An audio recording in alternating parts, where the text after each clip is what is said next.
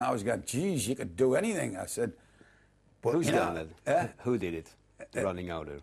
That Sonny Records did it at the end because okay. we couldn't make our mind up. I was going, what do you think, Mal? And he was going, well, I think that should be there, and that should be there. And Angus is going, nah, that should be there, and that should be there. And I'm going, well, I think you're both wrong, because that should be there. Yeah. Okay. So, you know, at the end, Sonny said, we'll do it. But that song, Rockin' All the Way, is, it should have been second. Straight after Rock and Roll Train. I think that should have been straight there because it just... It's a single. You know, I don't want to say too much, but, you know, when the Stones were at their heyday, when, you know, like Jumpin' Jack Flash and Brown Sugar, to me, that reminds me of that kind of just abandoned... Malcolm and Angus, as two guitarists, shine. They just shine. And Cliff and Phil are just... It's almost, it's unbelievable. All I had to do was go, you know, I could have done anything. Yeah. I could have farted and it would have sounded good. And I love that track. And it's amazing, it's right at the end of the album, you know. But yeah, but great. The end of the album is really going like that. Yeah, no, it's good, I like it. And I would like to know, when you joined the band nearly 30 years ago now, okay, did you expect what has happened? I mean, the first album you made with the band, Back in Black, is now only in the States, I think it's 22 million copies. 64. No, in the States, it's 22, I think. Is it? At 64, the whole world. Oh. But you sold, I think, 150 I'm disappointed million. now. No. Oh, good.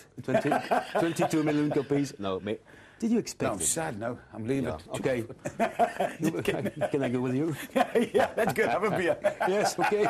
No problem. No, but seriously, it's incredible what's happened for you. You left Geordie, which was a small band in England, little bit known. Yeah. And I would like also to ask you, if you remember the first gig, I think, the first gig you did with Namur. the guys was in Belgium. Namur, in Belgium. Namur, and I was there. Yeah, I'll never forget it as long as I live. And you remember that? I mean, it was like Going that. like this, yeah. I remember we were supposed to start at about 8 o'clock. And the promoter came and he said, we're going to have to put the start back. I said, why? Well, we're going to make the room bigger because it was a big sports hall, remember? Yeah. He said, we're going to pull the things out wider and push it back a bit more because there's more people than we expected. Okay. You know, I was getting ready again, you know, just a half an hour. There's going to be another delay. Why? We're going to pull it back a bit more. Anyway, they kept on. They did it twice. And I said, okay, definitely 9 o'clock. And I'll never forget. I went on stage. Do I forget that gig? I'll never forget it as long as I live. Okay. I walked on, and I just saw all these banners. Rest in peace. On, you know, and I went, oh boy, what have I let myself in for? Oh my God, it's it's impossible. I just, you know, how am I ever going to do this, you know? And everywhere. But right in the middle of it, there was one banner, a big one, and it just said, "Good luck, Brian." That's all I needed. Yeah. I just went, phew, and that's what I wanted. I just went, oh. Yeah, but I think you were very quick adopted by everybody around the world. Yeah. And it was wonderful. And the first thing I did, we did 2 songs. Oh, gosh darn it, what were the first 2 songs was, it was Bad Boy Boogie and the other one. Anyway, I sang the same lyrics to both songs. I was so nervous. I sang the first song, and then I sang the second one with the same words because I couldn't hear anything with the noise. And I could see the audience going, they don't sing the same as me. And he's going, well, he must be avant-garde rock and roll. He's singing anything he wants. And I finished it, and I was going, oh, God, what have I done? And Malcolm looked at us and he went, the fuck was that? It was terrible. And I'll never forget, it was the first time we sang Back in Black. Because all the songs were finished and they were going, yeah. And we sang Back in Black. And we finished and they went, beep, beep. It was, you know, people were going, what's this?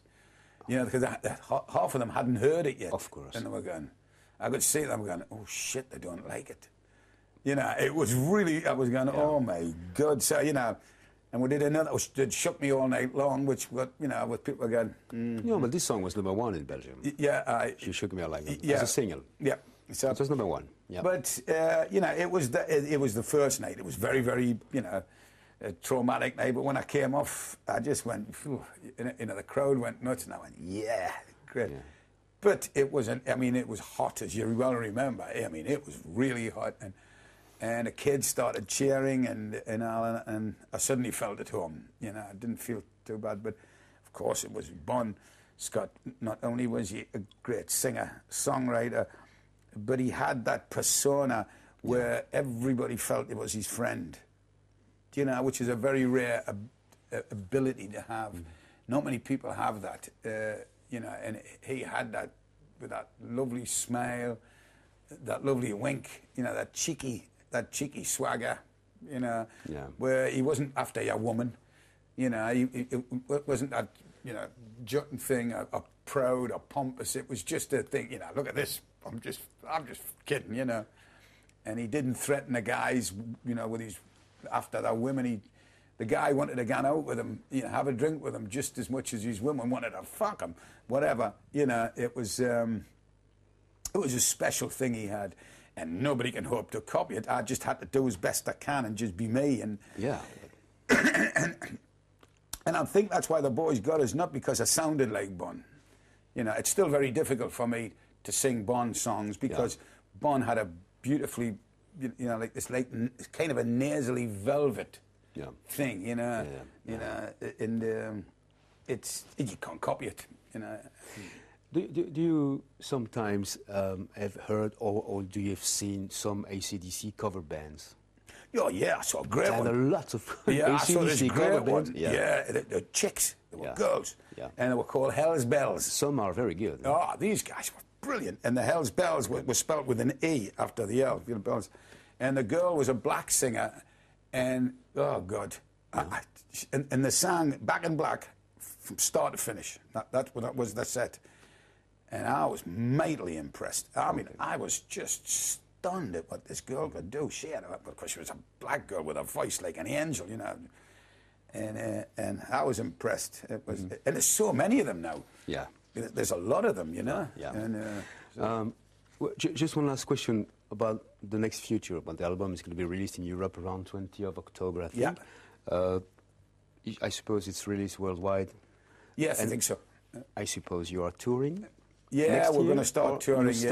This year already touring or next year? Yes, we start on, I think it's November the 1st or October the 30th. We'll do a big dress rehearsal in front of a live audience. You know, we're going to allow them to see us try, you know, make mistakes. You start in the States? Or? Yes, Chicago. Yeah, Chicago. We start in Chicago. Are you going to play very big venues?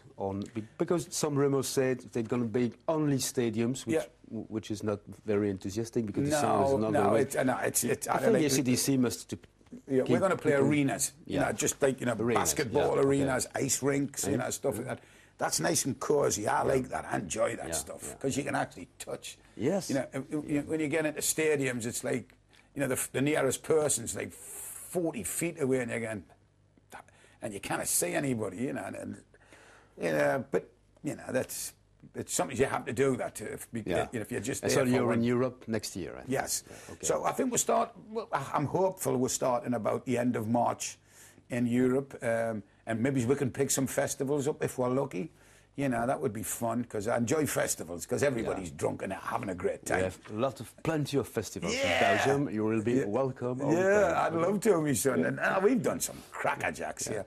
Still, one of my favourite gigs of all time is the Munich Stadium, you know, the Olympic Stadium in Munich. That was just, you know, the Bull Ring, you know, in Spain, and the Stade de France in Paris. Just unbelievable. Great, you know, very memorable. And the fans, and, you know, French, and Belgium, Spanish, and German fans have this great, you know, this thing that they do before you get on, you know. Cool. Okay.